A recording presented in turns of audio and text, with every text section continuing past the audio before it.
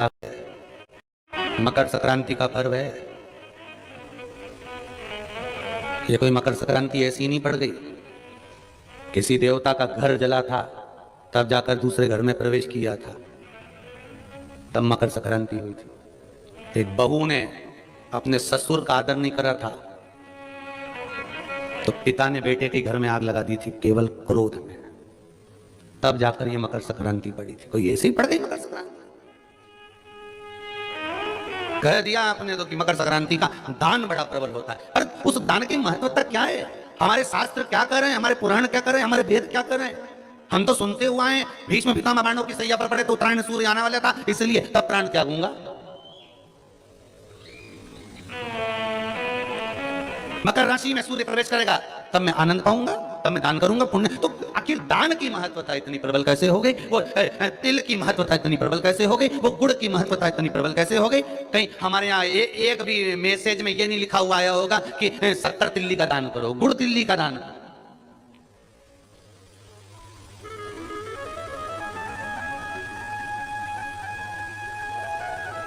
ज्योतिष के हिसाब से तिल शनि है और गुड़ सूर्य है। ज्योतिष के हिसाब से तिल शनि है और गुड़ सूर्य है।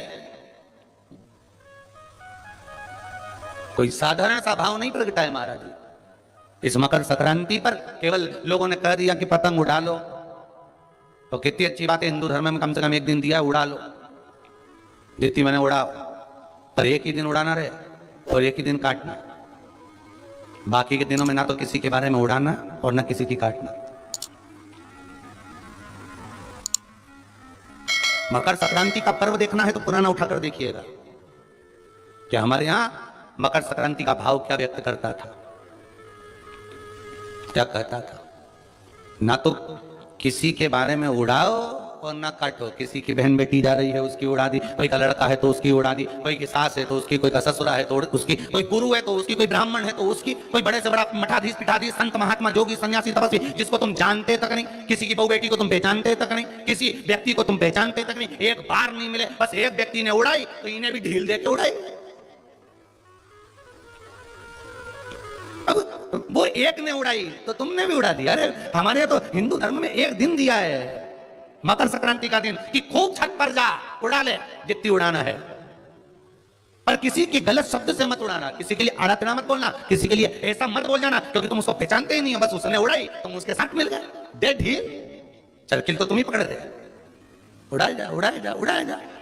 उन्हें उसकी बेटी के लिए कुछ कहा, 4 लोगों ने मिलकर और कह दिया, 5 लोगों ने मिलकर और कह दिया, किसी के बहू के लिए कहा, एक ने कहा, दूसरे ने फिर कह दिया, 4 ने मिलकर फिर कह दिया, किसी के बेटे के लिए कहा, किसी गुरु के लिए कहा, किसी ब्राह्मण के लिए कहा, किसी संत के लिए कहा, किसी साधु के लिए कहा, किसी ने एक संत पर उंगली उठाई, सबने उड़ाना चालू कर दिया, किसी ने एक गुरुजन पर उंगली उठाई, सबने उड़ाकर चालू कर दिया। हम उड़ा रहे, ना तो जानते, ना पहचानते, ना देखा, ना भाला, ना कभी उससे मिले, ना जाने, बस उसने उड़ाई थी और तुमने चरखिल से ढील देकर उड़ाना चालू कर दिया।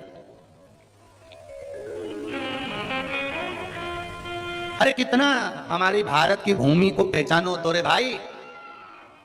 ये वो भारत की भूमि है जहां मोहल्ले में एक दुकान लगी हुई है और एक दुकान की अगर बोनी नहीं होती थी तो दूसरी दुकान वाला अन्न नहीं खाता था।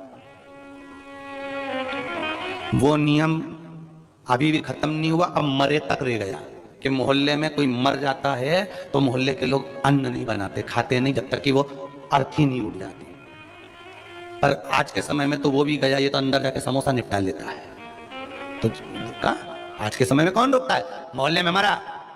और पहले नियम था कि एक मोहल्ले में जितनी दुकान होती थी उस दुकान के बाहर एक कुर्सी रखी होती थी, प्रत्येक दुकान के बाहर एक कुर्सी रखी होती थी। ग्राहक आता था, कुर्सी पर बैठता था, कुर्सी पर बैठता, सामान खरीदता, सामान खरीदा जिसकी दुकान से कुर्सी, उस दुकान को जब बाहर रखी थी वो कुर्सी फिर अंदर रख लेता था।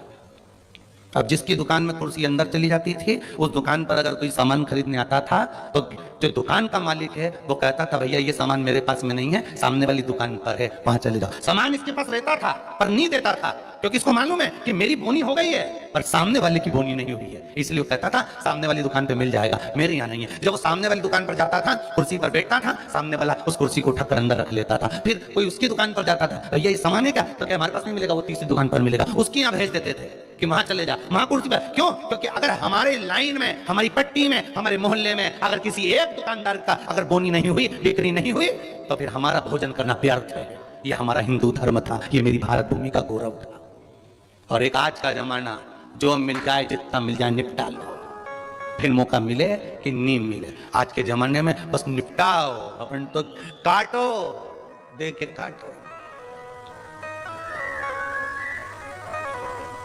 अरे भगवान से भी कहना, पतंग उड़े आकाश माने, डोर थारा हाथ मां, ओ वल्लभ मारी पतंग ऊंची राख जो। श्री जी बाबा मारी पतंग ऊंची राख जो, गोवर्धन बाबा मारी पतंग ऊंची राख, ओ भोले बाबा मारी पतंग ऊंची राख जो। भगवान से प्रार्थना कर, और दिया एक दिन भगवान ने, उड़ा लो जितनी उड़ाना है, उड़ा लो।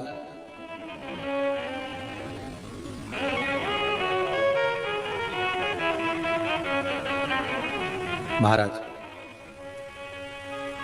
ज्योतिष में तिल को शनि और गुड़ को जम के बोले जरा सूर्य कहा गया। दोनों बाप और बेटे का मिलन करवाया, क्योंकि इन दोनों की बनती नहीं थी। शनि की सूर्य से ना बने, सूर्य देव की शनि देव से ना बने, दोनों का मिलन है, दोनों का मिलन। महाराज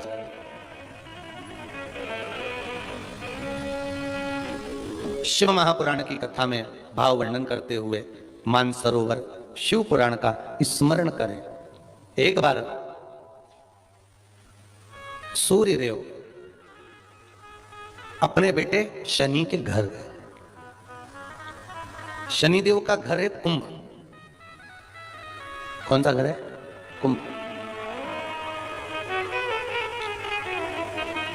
एक सरल भाषा में लेना, घर में अगर ससुर आए, घर में घर का बुजुर्ग आए, बड़ा आए, तो उसका आदर होना चाहिए कि नहीं होना चाहिए। हमारी शिव महापुराण की कथा तो यहां तक कहती है कि आपकी उम्र से अगर कोई बड़ा आ रहा है तो आपको खड़े हो जाना चाहिए। यहां तक शास्त्र कह रहा है। कोई आदर नहीं आ रहा है, कोई गुरुजन आ रहा है, कोई साधु जन, कोई सन्यासी, तपस्वी, साधक, उपासक, ब्राह्मण जन, घर के कोई बड़े माता पिता, ताऊ ताई, चाचा चाची, जो घर के बड़े आ रहे हैं, अगर कोई वयो आ रहा है, कोई वृद्ध आ रहा है, अपने केवल घर के ही नहीं बाहर का भी अगर कोई बड़ा है, आदरणीय है, सत्कार वाला है, सम्मान वाला है, तो उठ के खड़े हो जाना चाहिए।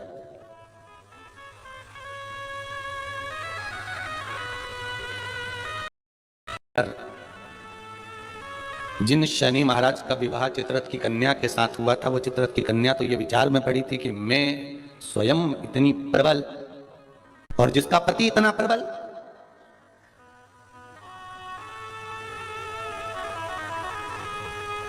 जीवन में कभी अहंकार मत करना। एक बात बहुत बहुत ध्यान रखना साहब, ये जो क्रम है ना, बाहर बहुत प्रसन्न नजर आते हैं, वो भीतर से बहुत रोए हुए होते हैं।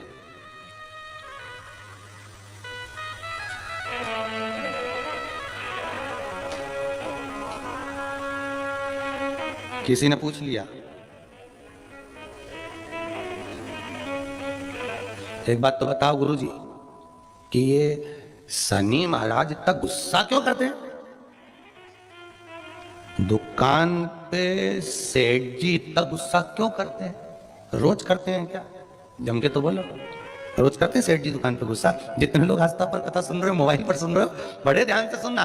सेठ जी रोज दुकान पे गुस्सा करते हैं क्या? सर रोज ऑफिस में गुस्सा करते हैं क्या? प्रतिदिन करते हैं क्या? नहीं, कभी कभी सेठ जी को गुस्सा आता है, कभी कभी जो सर है उनको गुस्सा आता है, कभी कभी आता है, रोज नहीं करते। बहुत बहुत सावधानी से कथा का स्मरण करिएगा। सर रोज गुस्सा करते हैं क्या? नहीं। सेठ जी रोज गुस्सा करते हैं क्या? नहीं। प्रतिदिन नहीं करेंगे। मालिक रोज क्रोध करते हैं क्या? नहीं। अगर ऑफिस में सर क्रोध कर रहे हैं, ऑफिस में सर क्रोध कर रहे हैं, दुकान पर सेठ जी क्रोध कर रहे हैं, मालिक अगर क्रोध कर रहा है तो रोज नहीं करता। वो कब करता है? जब घर में उसकी कुछ अनबन थोड़ी बहुत, परिवार में भी सबसे अनबन हो तो भी इतना गुस्सा नहीं करेगा। पर वो जगदम्बा के साथ जब अनबन होती नहीं बेरू की, तब फिर तो बिल्कुल फिर कोई नहीं चलेगा। फिर तो वो मुंह उतरा रहेगा, गुस्सा भरा रहेगा। फिर कोई बोला तो क्रोध। तो किसी ने पूछा, गुरुजी ये शनि महाराज को इतना क्रोध क्यों आया रहता है? जब देखो जब शनि जी गुस्से में रहते हैं। हाँ, परंतु कभी कभी करते, पर इतना गुस्सा क्यों रहता है इनके पास में? उसका एक ही तो कारण होगा। एक कारण है शनि महाराज के क्रोध करने का। धर्म पत्नी आई शनि महाराज की, सम्मुख में आकर खड़ी हो गई शनि महाराज के, और अपने कार्य में शनि महाराज लगे रहे। माना आप व्हाट्सएप चलाओ, पर घरवाली खड़ी है तो थोड़ा सावधानी से एक बार मुंह से बात तो कर लो। तुम्हें यूट्यूब चलाना है, फेसबुक चलाना है, इंस्टाग्राम चलाना है, व्हाट्सएप चलाओ, लैपटॉप चलाना है, फोन जो कुछ करना करो, पर जो आई है चाय लेकर बात करने के लिए 2 मिनट, उसने भी तो अपना मोबाइल रखी आई ना, चाय बना के लाई ना, और 2 कप लाई इसलिए लाई कि अपन दोनों बैठ के बात करेंगे। तो शनि महाराज जी की धर्म पत्नी भी ये सोच के आई थी कि मेरे प्रभु के पास में बैठकर मैं थोड़ी चर्चा करूं, मैं थोड़ी बात करूं, पर ये तो देखे ही नहीं। आ गया क्रोध, और क्रोध में बस खड़ी होकर बोल दी, मेरा श्राप है स्वामी तुमको। अब देखिए जरा शनि महाराज की बात, मेरा श्राप है स्वामी तुमको। तुम मुझे नहीं देखे हो, अपने तारे में लगे हो।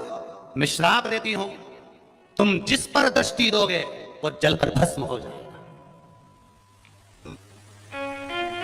बहुत अच्छे थे शनि महाराज, ऐसा नहीं है, थे अच्छे, परंतु ये जगदम्बा के कारण गुस्सा आ गया बस। और श्राप मिला जिस पे दृष्टि दोगे, बस वो शनि महाराज ने भी सोच लिया अब क्या करूं, श्राप लग गया। भगवान शनि महाराज भी विचार करे कि अब किसी को भी देखूंगा तो, इसलिए शनि महाराज की दृष्टि नीचे रहती है, सामने कभी नहीं रहती। शनि मंदिरों में जितने भी शनि मंदिर हैं, आप सारे शनि मंदिरों में जाकर दर्शन करोगे तो शनि महाराज की दृष्टि सामने है।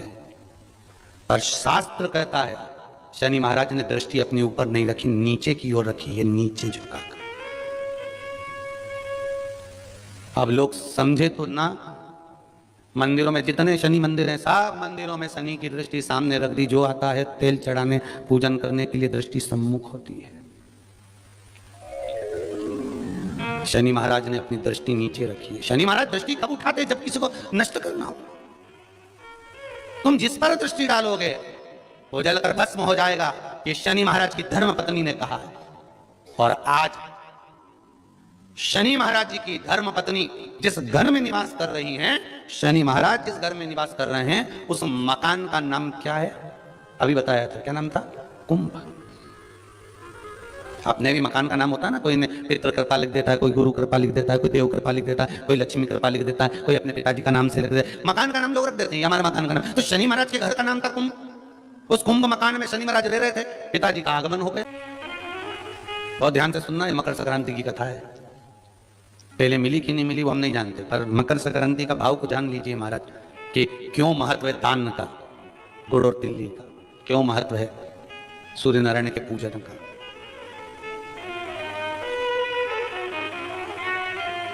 महाराज शंभु शरणे पड़ी, मांगू घड़ी रे घड़ी, दुख काटो दया करी ने दर्शन आपो। हे शिव करुणा सागर भगवान ओघड़दानी त्रिकालदर्शी शंकर की कथा कर रही है। भगवान सूर्य नारायण का प्रवेश हुआ कुंभ में, घर में प्रवेश करा। जैसे ही प्रवेश करा शनि महाराज तो उठ खड़े हुए, पर बहू खड़ी नहीं। घर का अगर कोई बड़ा आए, आदरणीय आए, सम्माननीय आए तो उसको आदर देना चाहिए, सत्कार करो। तेरा ही दिया मैंने खाया पिया है, तेरा शुक्रिया है, तेरा शुक्रिया है। मुझे भोले बाबा ने बहुत दे दिया है, तेरा शुक्रिया है, तेरा शुक्रिया है। थोड़ा सा आदर करो। अच्छा, दोनों में विचार बड़े विचित्र होते हैं। बहू सोचती है मैं सास को सुधार दूं, और सास सोचती है, जम के बोलो, बहू को सुधार दूं। और सुधरती दोनों ही नहीं है। धीरे धीरे करके सिधर जाती है पर सुधर नहीं पाती। और कितना सुंदर भाव कहा है महाराज, अपन अपने आप को तो सुधार नहीं रहे, सब कुछ सुधार रहे। हमारे घर में शांति नहीं है गुरुजी, बहुत तकलीफ है गुरुजी। फिर गए किसी के पास में, उन्होंने कहा चलो हाथ दिखाओ, लाओ जरा तुम्हारा ग्रह दशा देखते हैं। और उन्होंने कहा एक काम करो, फिर किसी को बुलाया, कोई वास्तु शास्त्री बाबू आ गए, किसी ने मकान देखा, कह दिया घर बदलो, घर ठीक नहीं है, इसमें कुछ ऐसी चीज है कि तुम बर्बाद हो जाओगे। अब तुमने क्या करा, किसी के कहने पे जम के बोलो जरा, बदला कि नहीं बदला? जब इतनी बड़ी बात कह दी तो घर बदल लो, ठीक है। अब वो घर बदल के किराए का मकान में चले गए, और किराए के मकान में 20,000 रुपए महीना लगना चालू हो गया। अभी तक वो लग नहीं रहा था ना, अब 20,000 रुपए महीना किराए के मकान में लगना चालू हुआ। और जो 20,000 रुपए लगना चालू हुआ, थोड़े दिन तक तो थोड़ा लगा कि हाँ थोड़ी शांति है, 2 महीना 4 महीना 6 महीना ऐसा लगा, खूब शांति आ गई। महाराज बिल्कुल सही किया था, एकदम बढ़िया बोला था। अच्छा वो घर छोड़ दिया। और 2-4 महीना जब 20,000 रुपए देने फिर जो झगड़ा चालू हुआ, मकान मालिक बोला 20,000, गैस की टंकी, बच्चों की फीस। फिर जो जैसे कल कथा में था ना, गोरी कुंड पे उफान, गंगा जी का जल, बस वैसा उफान जो आया। अब फिर किसी की आ गई, महाराज शांति नहीं बिल्कुल भी, बड़े दुखी हो गए। घर में रत्ती सारा सुख है पर शांति नहीं है, बिल्कुल नहीं है। फिर किसी ने कहा एक काम करो, थोड़े दिन के लिए तुम ये वाला नेकलेस पहन लो, थोड़े दिन के लिए तुम ये धारण कर लो, थोड़े दिन के लिए ये वाले कलर के कपड़े पहनो। ये जब गुरुवार आए तो पीला पहनना, बुधवार आए तो ये कलर का पहनना, काला पहन लेना, ये पहन लेना, वो पहनना। फिर लिबास बदला। अभी क्या बदला था? घर। अब क्या बदला है? लिबास।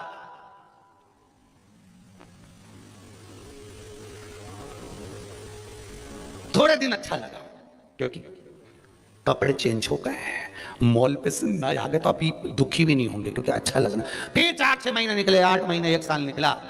उसके बाद फिर किसी बात बड़े दुखी हो गए, बड़ी तकलीफ है। क्या हुआ? क्या? बस पूछो मत, व्यापार में भी बड़ी तकलीफ है, घर में भी है।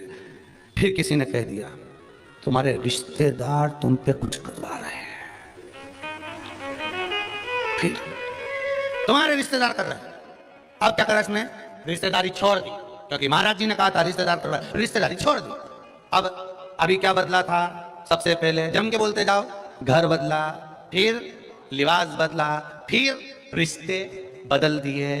अब थोड़े दिन किसी से फोन पे बात नहीं हो रही, किसी से बातचीत बंद हो गई। अब ऐसा लग रहा है वही करा रही थी, अब तो अच्छी हमारी तबीयत भी अच्छी हो गई। अब 2, 4, 8, 15 दिन, 1, 2 महीना, 4 महीना, 6 महीने अच्छे रहे, फिर मालूम पड़े तकलीफ आ गई। फिर किसी ने कह दिया, किसी क्या गया, क्या हुआ? वो तुम्हारा जो सहेली है ना और वो दोस्त है ना तुम्हारा, बहुत वही सब कुछ कर रहा है। अब बच्चा कुछ, दोस्त बचे थे, सहेली बची थी, तो पहले क्या बदला? घर। फिर क्या बदला? लिबास। फिर क्या बदला? दिन है। अच्छा, कई लोग कहते हैं कि सूर्य के उत्तरायण का क्रम है, ये क्रम है, ये पूजन का क्रम है, तिल्ली के लड्डू का क्रम है? लड्डू बना लो तिल्ली का, इसका क्रम है। पर अगर स्कंद पुराण उठाओ तो स्कंद पुराण में अगर मकर संक्रांति के क्रम को यदि पढ़ोगे तो मालूम पड़ेगा कि पूरे वर्ष में एक दिन ऐसा था जिस दिन भगवान शिव और नारायण, ये दोनों, इसीलिए आज भी हिंदू धर्म में गुड़ के लड्डू तिल्ली के साथ मिलाते हैं। क्यों? उसका कारण कि शंकर और नारायण ये दोनों एक ही दिन, एक ही पल गंगा का स्नान करने के लिए, एक माता लक्ष्मी, भगवान नारायण और भगवान शिव को स्नान के लिए गुप्त रूप से झांकती है। तो भगवान विष्णु ने तिरछी दृष्टि में माता लक्ष्मी को देखा। तो माता लक्ष्मी को देखकर भगवान विष्णु शिव जी को देखे तो शंकर भगवान ने कहा, नारायण हमने देख लिया, महारानी लक्ष्मी झांक रही है, हमने वर दे दिया कि लक्ष्मी का एक नाम गुप्त लक्ष्मी रहेगा। और आज मकर संक्रांति के दिन नारायण और शिव का दर्शन इस लक्ष्मी ने करा है। पर जो गुप्त लक्ष्मी का दान दे देगा उसके घर में कभी कोई बड़ी बीमारी प्रवेश नहीं करेगी। कैंसर जैसा रोग, किडनी और लीवर का रोग नहीं हो सकता। आज भी नियम है कि मकर संक्रांति के दिन एक लड्डू बनाया जाता है गुड़ और तिल्ली का, उसमें 1 का सिक्का, 2 का सिक्का या कोई लक्ष्मी उसमें फंसा दी जाती है और लड्डू को पैक कर किसी मंदिर में दान दे दिया जाता है। उसको कहते हैं गुप्त लक्ष्मी, जिससे घर में कोई बड़ी बीमारी प्रवेश नहीं हो। तो केवल मकर संक्रांति को ही आप लोग दान करते हो। मकर संक्रांति में कितनी चीजें दान करते हो? तो सुहागन माताओं को देते हो ना? क्या देते हो? कितने देते हो? 14। कौन से पुराण में लिखा है कि 14 चीज देना चाहिए? 14 चीजें दान देना है। किस पुराण में लिखा है? कोई तुमसे पूछ सकता है तो महाराज आप कह सकते हो अग्नि पुराण में वर्णन आता है। देव ऋषि नारद भगवान विष्णु के पास जाकर पूछते हैं, नारायण कृपा करिए। भगवान विष्णु ने पूछा, क्या बात है, बोलिए। देव ऋषि नारद क्या चाहते हो? हमें इतना सा बता दो। शिव जी के यहाँ जाते हैं तो पहले उनके द्वारपाल से पूछना पड़ता है अंदर जाने के लिए। ब्रह्मा जी के यहाँ जाते हैं तो ब्रह्मा जी के द्वारपाल से पूछना पड़ता है। इंद्र के यहाँ जाते हैं तो इंद्र के द्वारपाल से पूछना पड़ता है। हम जितनी भी जगह जाते हैं तो कोई ना कोई द्वारपाल से हमें पूछना पड़ता है अंदर जाने के लिए। भगवान देवर्षि नारद कह रहे हैं, नारायण से कुछ ऐसी कृपा कर दो कि हमें किसी से आज्ञा लेना ही नहीं।